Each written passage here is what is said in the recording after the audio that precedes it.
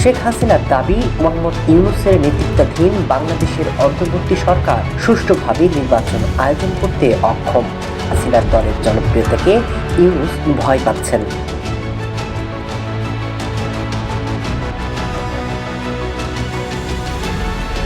পাকিস্তানের সঙ্গে তাদের সম্পর্ক এখন কেমন তা সকলেই জেনে গিয়েছে। তবে বাংলাদেশ এবং পাকিস্তানের ক্ষেত্রে ওয়াশিংটন নিল কড়া পদক্ষেপ। এই দুই দেশ সহ ৭৫টি দেশকে সে দেশের অভিবাসন দপ্তর ভিসা না দেওয়ার সিদ্ধান্ত নিয়েছে। এর আগে B1 এবং B2 ভিসার ক্ষেত্রে ৩৮টি দেশের জন্য $৫ থেকে $১৫,০০০ পর্যন্ত বন্ড সিস্টেম চালু করেছিল মার্কিন যুক্তরাষ্ট্র। আর সেই তালিকাতেও রয়েছে বাংলাদেশ। নতুন করে এবার বাংলাদেশ ও পাকিস্তানের বিরুদ্ধে কঠোর পদক্ষেপ করল ট্রাম্প প্রশাসন। বাংলাদেশের জাতীয় রাজনীতিতে সেনাবাহিনী যে একটা ভূমিকা রাখে তার নতুন করে বলার দরকার পড়ে না। ভারতীয় স্থলসেনা প্রধান জেনারেল দ্বিবেদী সুদীর্ঘ সাংবাদিক সম্মেলন করেন। এই সাংবাদিক সম্মেলন কিছুটা হলেও অপ্রত্যাশিত, কারণ সেনা প্রধানকে সচরাচর সাংবাদিক সম্মেলন করতে দেখা যায় না। ভিডিওর কিছু অংশ প্রথমে দেখে নিশ্চয়ই বুঝতে পেরেছেন ভিডিওটি খুবই গুরুত্বপূর্ণ হতে যাচ্ছে। আসলে কি হতে যাচ্ছে সেটি দেখতে ভিডিওটির সাথেই থাকুন। আমেরিকাকে ভারত বন্ধু মনে করে, বস নয়। ভারত তার ভাগ্য নিজেই লিখতে জানে। আমরা জানি কাকে কিভাবে জবাব দিতে হয়। ১৯৭১-এর নভেম্বরে হোয়াইট হাউসে বসে মার্কিন রাষ্ট্রপতি রিচার্ড নিক্সনের চোখে চোখ রেখে ঠিক এই কথাগুলি বলে এসেছিলেন ভারতের প্রধানমন্ত্রী মিসেস ইন্দিরা গান্ধী। তথ্যসূত্র তৎকালীন মার্কিন এশিয়া বিষয়ক সচিব হেনরি কিসিঞ্জারের আত্মজীবনী। সেদিনে ভারত মার্কিন যৌথ সাংবাদিক বৈঠক বাতিল করে নিক্সনের সামনে থেকে গটগট করে উঠে চলে এসেছিলেন মিসেস গান্ধী। হেনরি কিসিঞ্জার তাকে গাড়িতে ওঠার সময় বলেছিলেন, ম্যাডাম প্রাইম মিনিস্টার, যেখানে প্রেসিডেন্ট স্যারের প্রতি আরেকটু ধৈর্য দেখালে বোধহয় ভালো করতেন। উত্তরে ইন্দিরা তাকে বলেছিলেন, thank you secretary for your valuable suggestion.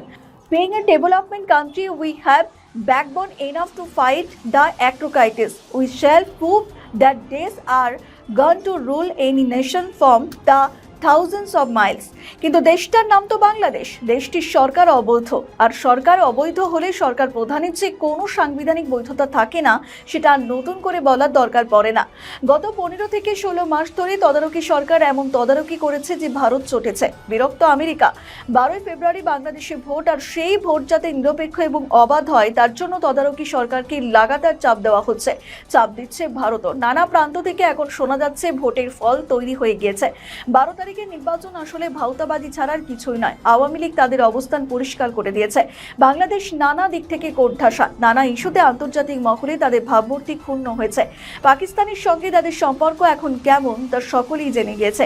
আর এই অবস্থায় মার্কিন পররাষ্ট্র দপ্তর নিল কঠিন সিদ্ধান্ত। এক প্রকার সার্জিক্যাল স্ট্রাইকও বলা যেতে পারে। অপরদিকে শুল্ক নিয়ে আমেরিকার সঙ্গে যে ঠান্ডা লড়াই চলছে তা অনেকটাই হয়তো প্রশমিত হতে চলেছে। তবে বাংলাদেশ এবং পাকিস্তানের ক্ষেত্রে ওয়াশিংটন নিল কড়া পদক্ষেপ। এই দুই দেশ সহ ৭৫টি দেশকে সে দেশের অভিবাসন দপ্তর ভিসা না দেওয়ার সিদ্ধান্ত নিয়েছে। এর আগে B1 এবং B2 ভিসার ক্ষেত্রে ৩৮টি দেশের জন্য $৫ থেকে $১৫,০০০ পর্যন্ত বন্ড সিস্টেম চালু করেছিল মার্কিন যুক্তরাষ্ট্র। আর সেই তালিকাতেও রয়েছে বাংলাদেশ। নতুন করে এবার বাংলাদেশ ও পাকিস্তানের বিরুদ্ধে কঠোর পদক্ষেপ করল ট্রাম্প প্রশাসন। ৭৫টি দেশের তালিকায় নাম রয়েছে Russia, Iran, Tehran, Brazil, Kuwait, Somalia, Nigeria, ইয়েমেনে এবং ইরাক। অন্যদিকে সে দেশের পররাষ্ট্র মন্ত্রণালয় তাদের এক্সপোজ জানিয়েছেন যে এই সব দেশের অভিবাসীরা যুক্তরাষ্ট্রের জনকল্যাণ ভাতা অগ্রহণযোগ্য হারে নিয়ে থাকে। এমন ৭৫টি দেশের অভিবাসী প্রক্রিয়ায় স্থগিত থাকবে। নতুন অভিবাসীরা মার্কিন সম্পদে ভাগ বসাবে না, সেটা নিশ্চিত না হওয়া পর্যন্ত স্থগিতাদেশ কার্যকর থাকবে। মার্কিন প্রশাসন যদি মনে করে আবেদনকারী ব্যক্তি সরকারি কল্যাণ ভাতা এবং অন্য সরকারি সাহায্যের উপর নির্ভরশীল হয়ে উঠতে পারে, তাহলে তার ভিসা প্রত্যাখ্যান হতে পারে। তবে ভারতের সঙ্গে আমেরিকা যে বন্ধুত্বপূর্ণ সম্পর্ক গড়ে তুলতে চাইছে সেটা সার্জিও গোরের কথাতেই স্পষ্ট। তিনি পরিষ্কার জানিয়ে দেন, ভারতের থেকে গুরুত্বপূর্ণ এবং প্রয়োজনীয় পার্টনার এই মুহূর্তে আর কেউ নেই। বাংলাদেশে আগামী ১২ই ফেব্রুয়ারি সাধারণ নির্বাচন। পদ্মাপাড়ে বইতে শুরু করেছে ভোটের হাওয়া। নির্বাচন কমিশনের চূড়ান্ত ব্যস্ততা। এই নির্বাচন নিয়ে তদারকি সরকার বেশ চাপে। ভোটের দিন যত এগিয়ে আসছে ততই জাতীয় রাজনীতির সমীকরণ বদলে যাচ্ছে। ভোটের দিন কি হয় সেদিকে তাকিয়ে সংশ্লিষ্টরা। যে বিষয়ে সবার নজর থাকবে তা হলো আগামী ১২ই ফেব্রুয়ারি ভোটের দিন বাহিনীর ভূমিকা কি হবে। বাংলাদেশের জাতীয় রাজনীতিতে সেনাবাহিনী যে একটা ভূমিকা রাখে তার নতুন করে বলার দরকার পড়ে না। সরকারি চালিকা শক্তি বাংলাদেশ সেনা, একাধিক ঘটনা তার প্রমাণ। আর এই অবস্থায় ভারতীয় স্থলসেনা প্রধান জেনারেল দ্বিবেদী সুদীর্ঘ সাংবাদিক সম্মেলন করেন। এই সাংবাদিক সম্মেলন কিছুটা হলেও অপ্রত্যাশিত, কারণ সেনা প্রধানকে সচরাচর সাংবাদিক সম্মেলন করতে দেখা যায় না। অস্থির বাংলাদেশের প্রেক্ষিতে সেনাপ্রধান জেনারেল দ্বিবেদীকে মুখ খুলতে দেখা যায়নি। যা কিছু বলার বলেছেন প্রতিরক্ষা মন্ত্রী। আর তাই সেনাপ্রধান দ্বিবেদী সাংবাদিক সম্মেলন নিঃসন্দেহে একটি তাৎপর্যপূর্ণ ঘটনা। স্বাভাবিকভাবে সাংবাদিক সম্মেলনে বাংলাদেশকে নিয়ে তাকে প্রশ্ন করা হয়। জানতে চাওয়া হয় ওয়াকারের ইউনিটের সাম্প্রতিক পদক্ষেপকে তিনি কিভাবে দেখছেন। জেনারেল দ্বিবেদী একটি বিষয় বুঝিয়ে দিয়েছেন যে বাংলাদেশের তদারকি সরকারকে তারা একেবারেই গুরুত্ব দিয়ে দেখছে না। তিনি পরিষ্কার জানিয়ে দেন, এই সরকারের মেয়াদ কতদিন সেটা আগে জানা দরকার। আর জানা দরকার সরকারের তরফে নেওয়া পদক্ষেপগুলি গুরুত্ব বা অভিঘাত ঠিক কতটা। তবে ওয়াকার বাহিনী যে ভারতের বিরুদ্ধে কোনো পদক্ষেপ করেনি সেটা তিনি নিশ্চিত করেছেন। কি বলেছেন আমাদের সেনাপ্রধান? প্রথমত, বাংলাদেশে কি ধরনের সরকার রয়েছে সেটা আমাদের বোঝা দরকার। এটা অত্যন্ত গুরুত্বপূর্ণ বিষয়। এটি অন্তর্বর্তী সরকার হলে দেখতে হবে তারা যেসব পদক্ষেপ করছে সেগুলি 4-5 মাসের জন্য নাকি 4-5 বছরের জন্য। প্রতিক্রিয়া দেওয়ার আগে চিন্তা করার দরকার এর কোনো প্রয়োজন আদৌ আছে কিনা। বাংলাদেশ সেনার সঙ্গে ভারতীয় সেনা যে যোগাযোগ রয়েছে সেটাও তিনি জানিয়ে দিয়েছেন। সেনাপ্রধান দ্বিবেদী বলেন, এই মুহূর্তে 3 বাহিনী তাদের সঙ্গে যোগাযোগের সব চ্যানেল সক্রিয় রয়েছে। আমি নিজে সেনাপ্রধান ওয়াকারের সঙ্গে যোগাযোগ রেখেছি। অন্যান্য চ্যানেলের মাধ্যমেও আমাদের মধ্যে যোগাযোগ বজায় রয়েছে। আমরা বাংলাদেশে একটি প্রতিনিধি পাঠিয়েছিলাম।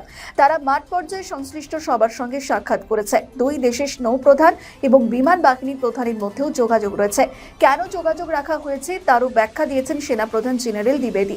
তিনি বলেন, এর উদ্দেশ্য 2 বাহিনীর মধ্যে যাতে কোনো ভুল বোঝাবুঝি না হয়। আমি আপনাদের আশ্বস্ত করতে চাই যে এই মুহূর্তে 3 বাহিনীর তরফে সেসব পদক্ষেপ করা হয়েছে তার কোনোটি ভারতের বিরুদ্ধে নির্দেশিত নয়। সক্ষমতা উন্নয়নের বিষয়টি একটি চলমান প্রক্রিয়া। ভারতও তা করছে অন্য দেশও। আর আমাদের প্রস্তুতির দিক থেকে বলতে গেলে আমরা পরিস্থিতি নিবিড়ভাবে পর্যবেক্ষণ করছি। কথা বলেন সিন্দুর অভিযান নিয়েও। জেনারেল দ্বিবেদী বলেন, অপারেশন সিন্দুর ভারতের দৃঢ় সংকল্প এবং সংযমের এক দৃষ্টান্ত। এটি আমাদের সশস্ত্র বাহিনীর নৈতিকতা এবং পেশাদারি উৎকর্ষ, এই সঙ্গে দেশের তরুণদের নৈতিক জোরকে তুলে ধরে। অন্যদিকে দিল্লিতে পৃথক একটি অনুষ্ঠানে প্রতিরক্ষা মন্ত্রী রাজনাথ সিং স্মরণ করেন 4 দশক আগে শ্রীলঙ্কায় ভারতীয় সেনার পবন অভিযানের কথা। অপারেশন পবনে ভারতীয় বাহিনীর অবদানের কথা যাতে কেউ না ভুলে যান সেই অনুরোধ করেন তিনি। গণবিক্ষোভের জেরে বাংলাদেশের সাবেক প্রধানমন্ত্রী শেখ হাসিনা ক্ষমতাচ্যুত হওয়ার 17 মাস পর প্রথমবারের মতো ভারতে বসে সাংবাদিক বৈঠক করলেন। শেখ হাসিনার দাবি, মোহাম্মদ ইউনূসের নেতৃত্বাধীন বাংলাদেশের অন্তর্বর্তী সরকার সুষ্ঠুভাবে নির্বাচন আয়োজন করতে অক্ষম। সেই কারণে আওয়ামী লীগকে নির্বাচনে লড়তে দেওয়া হচ্ছে না। হাসিনার দলের জনপ্রিয়তাকে ইউনূস ভয় পাচ্ছেন।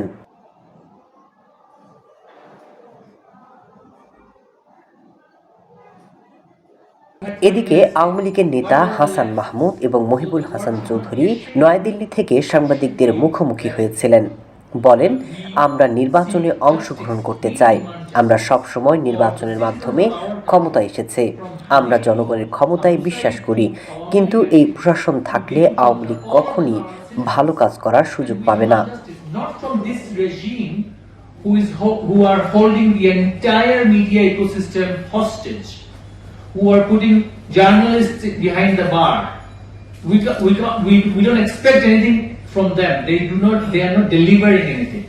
So they should be ashamed for not being able to find out what 2024 সালে 5 আগস্ট প্রধানমন্ত্রীর পদ ছেড়ে দিল্লিতে গোপনে বসবাস করছেন শেখ হাসিনা। আগামী 12 ফেব্রুয়ারি বাংলাদেশে সাধারণ নির্বাচন, কিন্তু ডক্টর ইউনূস সরকার ক্ষমতায় আসার পর বাংলাদেশে আওয়ামী লীগকে নিষিদ্ধ থাকায় নির্বাচনে তারা লড়তে পারছেন না।